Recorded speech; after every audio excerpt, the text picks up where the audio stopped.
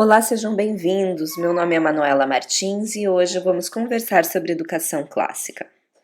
A educação clássica contemporânea é uma busca pela restauração de métodos educacionais que foram perdidos com a educação progressista moderna.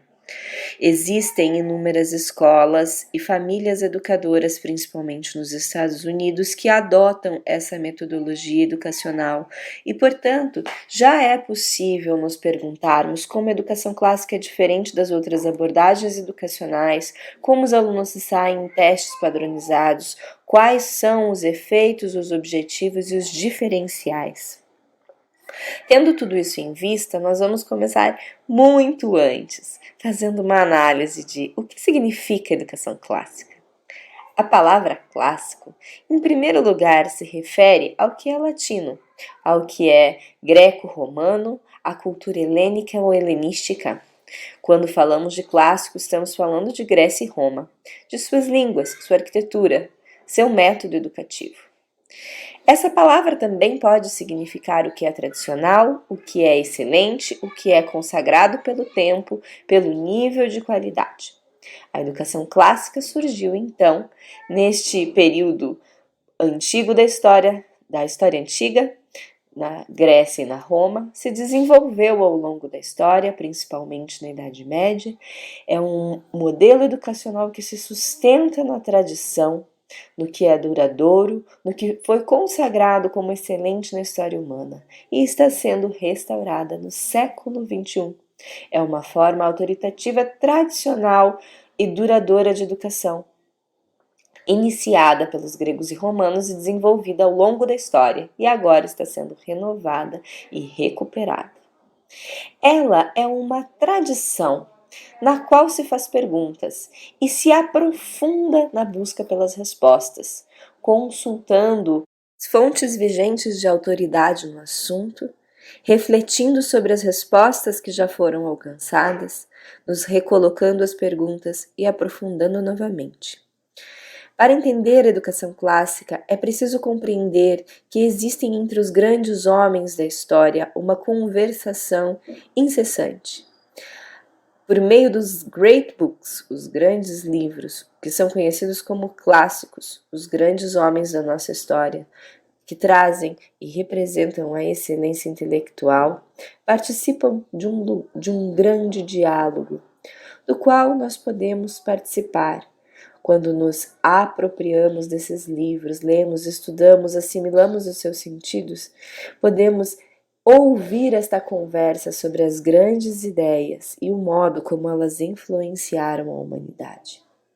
Thomas Oden diz que a promessa barata de novidade radical é a mais entediante e repetida das ideias modernas.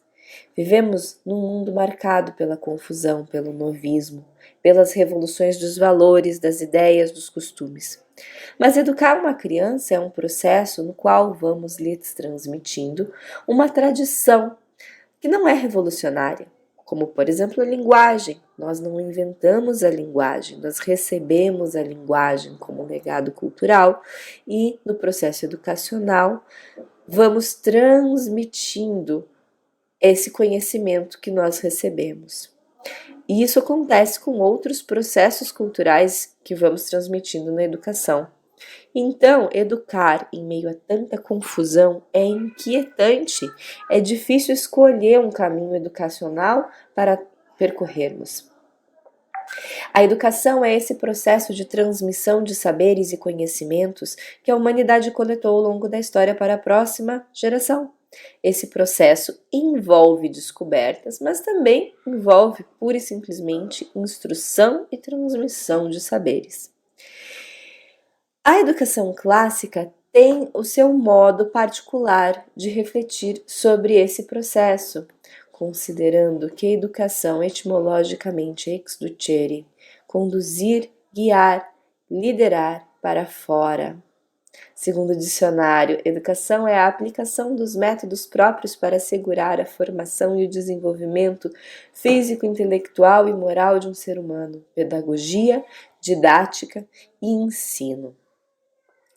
Nós não podemos perder de vista a ideia do Christopher Perry, de que Me mostre suas ideias pedagógicas e eu lhe mostrarei sua antropologia.